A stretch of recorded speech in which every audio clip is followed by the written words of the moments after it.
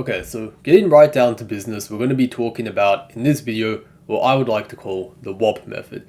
And this is something that has helped many of my students improve their positional chess. It has also personally helped me break the 2100 FIDE rating barrier when I was quite a bit younger. And really, it's also just a method that's helped a lot of players around the world improve their positional chess. But before getting into exactly what the WOP method is, it's probably helpful to understand, like, how do you even get good at positional chess, right? Like, I talked to quite a few people and it just seems very overwhelming, this whole topic, because like there's so many like aspects to it, right? And I guess the way I like to see it is you can kind of break positional chess into two different elements. The first is your intuition. Like if you think about a grandmaster, for example, which I'm unfortunately not, but you've probably seen grandmasters before and how they analyze games. They often have like, and even for myself or just any player who's at like a somewhat decent level, to be honest, you often see like they have this split second intuition of like they just give a move and like it's very kind of like they're not even thinking about it. They just like, okay, yep, this is what you do on the position.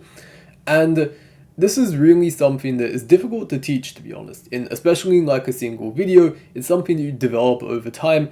And again, like that grandmaster or any strong player, when they kind of have that intuition of like, oh, okay, this is what I do in like whatever middle game position, for example, that's something they built up over many years of deliberate practice and study. So the other thing though, which I actually believe is a bit more trainable in like a quicker amount of time, and what I want to focus on in this short video is the logical reasoning aspect. And this is basically the ability to look at a position, any position, even ones that you're not really familiar with and you're just not really sure what to do, but through principled thinking be able to kind of focus your attention on the right aspects and eventually come up with the right idea to focus on. And the framework that I like to use personally, and again that I mentioned earlier, is what I like to call WOP. I actually got this from a book called Grandmaster Preparation Positional Play. I mentioned this on the channel before probably, but very good book by this Grandmaster Jakob Aagaard.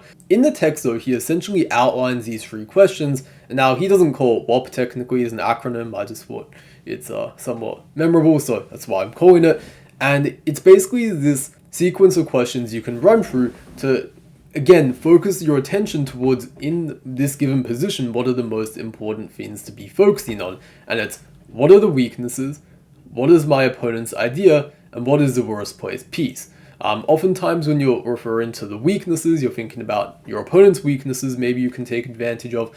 And with the worst piece, you're thinking about, like, what is my worst placed piece that I can improve? But to be fair, for those questions, they can also apply to both sides. For example, sometimes your opponent might have a weakness, and you could infer that, like, oh, that weakness, they would want to get rid of it, so their idea is to play, like, this pawn move to get rid of that pawn weakness, just as an example. But we're going to, again, get into an example very soon to show, like, what this actually looks like in practice and how to kind of use this thinking framework. But also just want to say, like, the context matters, right? Like, one thing I don't like about, sometimes you see on YouTube people say like, oh, just use this one thinking system to know what to do in any single like position you ever get, right? Like, this is not what that's for. Like, this is specifically for positions where it's not very tactical, it's more of a calm situation, and it's not like you're guaranteed by following these questions to get the best move every single position, but it really does help, at least from my personal experience, again, focus your attention in the right direction. But anyways, let's get into an actual real game example that I played a few years ago to show what this looks like in action. Okay, so we're going to be going over this game that I played against this junior John Rusakov in Australia in 2023. He was like 1600 at the time of this game. But I think he's like 2000 FIDE now, so he improved a lot in the last few years. But anyways, not going to talk about the opening too much. I played this opening called the Philidor, which to some people might look like it's a mistake because like they can take and exchange queens, and now our king's lost castling rights. It's a bit more of a complicated story than just that. There are some serious strategic risks white actually faces in the long term. Maybe serious is like slightly exaggerating it, but if you're not careful, it's quite common actually. For example, black just puts a pawn on c6, and oftentimes what we're going to do is just kind of push forward the queenside pawns. The knight's a bit misplaced because the pawn on c6 is really controlling the squares in front of it. And generally among master level players, it's considered that this endgame is quite pleasant for black actually, and that white actually needs to be kind of careful when they're playing these positions. But anyways, what we saw in the game was bishop c4, attacking the pawn, which looks somewhat natural. I played king e8. There's also an idea to go bishop e6, and it looks really funky because you get these doubled e-pawns. I'm not a big fan of it, but it's actually not as bad as you might think. So I played king e8, knight f3, bishop d6. He develops quite actively. And I think there's like a Magnus Carlsen game that went like knight b5, if I remembered correctly. And I think Magnus just went like king e7 maybe. I can't quite remember, but his opponent got the bishop here. He got this kind of weird looking backward pawn, and he won quite a nice game. Nonetheless, though, in this game, long castles happened. a6 just to control the square. Rook he1, kick the bishop with h6, b5. And yeah, we just want to create a development square for the bishop. Bishop b3, bishop b7. He plays knight d5 at this point, and I was kind of expecting him to just take the bishop. And this is where he plays the first kind of weird move of the game. I thought e takes d5, which just blocks in the bishop, and I didn't think was such a great idea. But the position that I want to get to is this one, where we have some moves, have kind of this, again, queenless middle game position, or endgame you might want to call it. And yeah, in this position my opponent played bishop c2. This is maybe the first point where you'd like to have a bit of a think, and you might also want to evaluate as well what you think the position is roughly at. But yeah, that being said, again, think about the WOP framework, the 3 questions, like what are the weaknesses, what is my opponent's idea, what's my worst placed piece, and see, using these questions, what you think would be the most logical thing for black to do in this position. But okay, that being said, there's quite a few things you could be thinking about. First of all, regarding the evaluation, if you thought about that, your instinct should probably be that black is a bit better. And the reason why is that it, simply speaking, like white's pieces are all a bit restricted, especially like before this move. This bishop's kind of staring at a pawn, this bishop's staring at another pawn, this knight barely has any moves. Sort of what we were talking about earlier with how in these positions knight and c3 can be a little bit misplaced if a pawn's on c6, just restricting them a little bit. We have a similar story in this position where this knight, again, is quite restricted by the pawn on f6 and like e5 as well. It just can't really go anywhere in particular. So it's probably going to have to find a refuge eventually. But bishop c2 sort of seeks to improve, I guess, one of their worst pieces, you could think of it. And we should also be thinking in this position, of course, like when they make any move, like do they have a specific idea with this? And in this position, hopefully you notice that knight h4 is actually quite a serious idea. And like basically their point would be to like maybe threaten some things like bishop g6 or just infiltrate in general on the light squares. So some people have suggested g5 sometimes students when I've given this position to them, but then okay, it does kind of stop knight h4. However, still in general, like your light squares are really weak. It's not particularly ideal. Some people have also said like, oh, d5 is a weakness, I want to play like knight b6 to target it. But still, like you're kind of ignoring the idea. Knight h4, bishop can come in, you might have to play something very awkward like king g8 for example. But now bishop e4, defending this, it's still like a very awkward situation, right? Like you can barely bring the rook out, and it's just not clear like how you get rid of these kind of pieces which have this enormous clamp on the light squares. So instead, I played a bit of a different move, kind of seeing what white's idea would be in this position, which is I played g6 with the idea to meet knight h4 with, maybe you want to take a second to think about this, but the idea was to play f5, just simply blocking these pieces off. And yeah, the coordination's not so great now, and both of really all 3 of these pieces look kind of stupid. So seeing that was no longer particularly appealing, my opponent played this tricky move h4.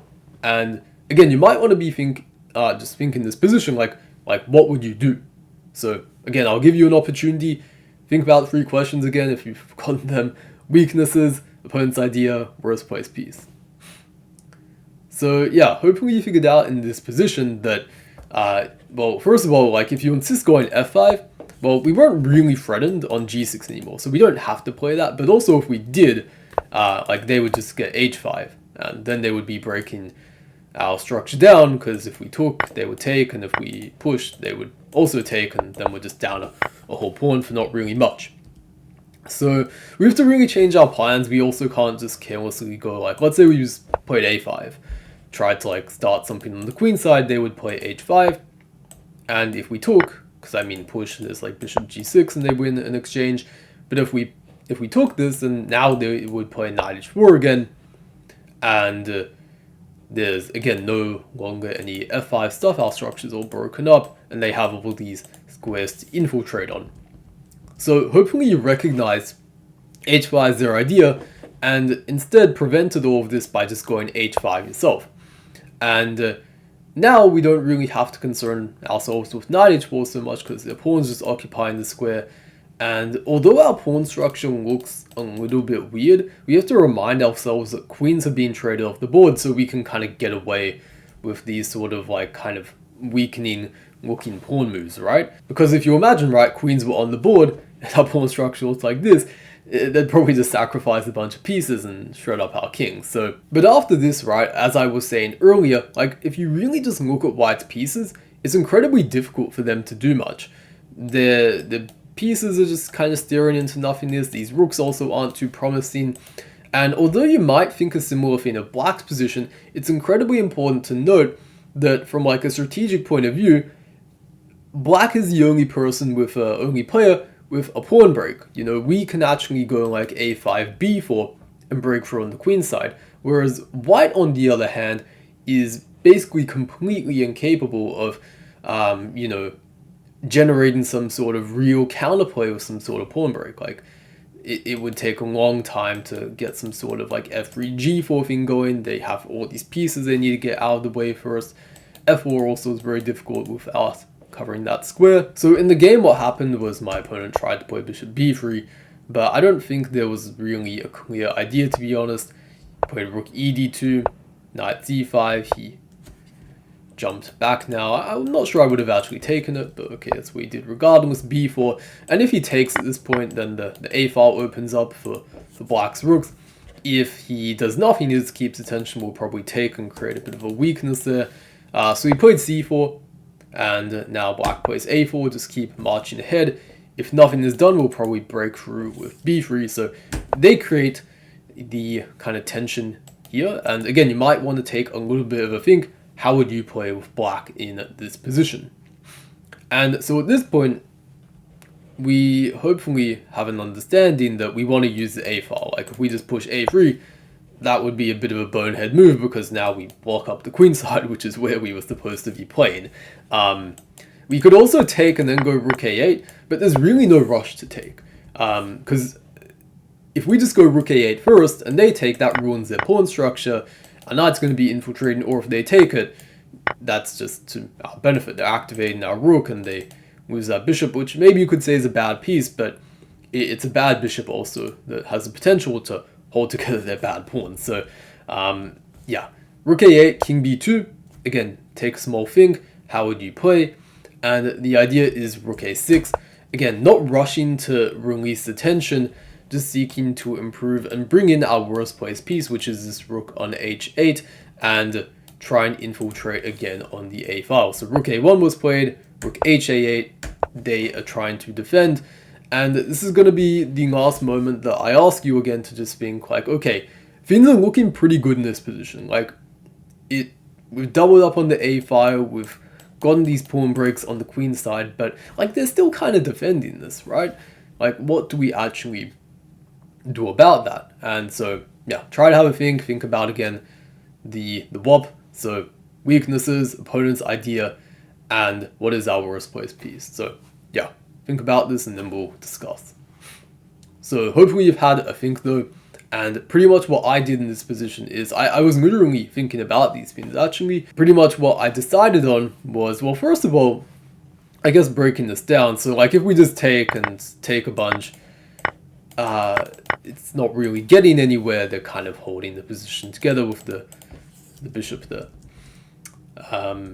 And so that creates this kind of weird feeling of like, oh, I built everything up, but like it's just not really working. But that's when it kind of helps to turn your attention towards like, well, are there any pieces I guess aren't participating yet? And there are probably two pieces you could think of. One is this bishop, but it's not so easy to really improve this guy. Maybe you would like to play like e4 or something and get on this diagonal. And I think I even was in the game thinking about bishop f8, bishop g7, but I found another move that I liked even more, or another piece that I felt needed more help, which was this bishop on c8. And, this bishop on b7, which I moved to c8. There's not many other squares it can go to, because at the moment it's just staring at the pawn. It's not really doing a whole lot. But I guess the key idea is if it goes to c8, where does it go next? And I came up with the idea of bishop c8, my opponent played knight d2 to kind of overprotect this, of going to f5.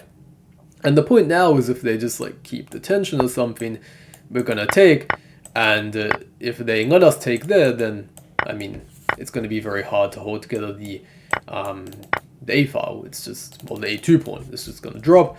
So let's say maybe they decide to take, right? And then they go bishop h2 or something. They just play waiting move. Well, still with the knight on d2 doesn't really do much. Well, let's say they move the knight away. The knight wasn't there. Then the whole kind of premise is that by removing that bishop on c2, we can eventually, after all these trades, win a pawn. There might be something even better there, like, for example, rook a3, for instance. Now, they might have knight back to d2, but just an example that could be an idea that's possible in some positions.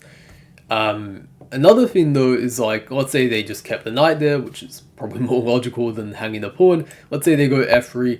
I think, okay, there's ideas like rook g8, but one idea that I quite liked in the game was from this position. You might want to have a think, but basically black could play this move f4 at this point, kick the bishop. If they go to f2, it's running into a fork, and if they come back this way, there's a strong move e4 now, and actually this finally again activates the one piece that wasn't in the game yet, this dark squared bishop, and it's with tactical ideas this time, because again, like, the pieces we currently had in play were not enough to really break through, but using the worst placed piece, we're able to really just completely annihilate their position, and after all this, it's just completely collapsing. So, yeah, pretty much that was the game, though. I'll just show how it actually finished off. So, my opponent, after this point, he took on f5, and, because again, like, if you let black take there, then, like, it's going to be pretty difficult to hold together the a file. So he took, and he went f4, but didn't really help much. We just took, and he resigned, because after he goes back again, there's going to be this idea. So surprisingly, like, yeah, this position, it's equal material, but they just cannot defend against basically this f4, bishop h2, e4 threat, and then the bishop coming in there. If you move the rook off that diagonal, then again, like, we're going to come in and infiltrate, and that's even going to be mate. So just not much you can do. But again, like, we had this position earlier, and if you even just kind of were slightly sloppy in this one position, just weren't really paying attention to their idea, again, you might have ended up in a position like this, where you have to play like king g8, and they go like bishop e4, that is, and they just have a bind in your position that's very unpleasant. Whereas if you find the right ideas, you're like aware of what they're up to, all of a sudden within the next two moves, right, we had this position in the game where now it was like they had basically nothing to do. They had no counterplay, and black would just do whatever the hell they wanted. But anyways, that's going to wrap things up at this point. If you actually want to work with me more one-on-one, and you're between anywhere 1600 to 2200 online rated, I have a coaching form down in the description below. But for the rest of you, anyways, hope you have a good one. We'll talk soon.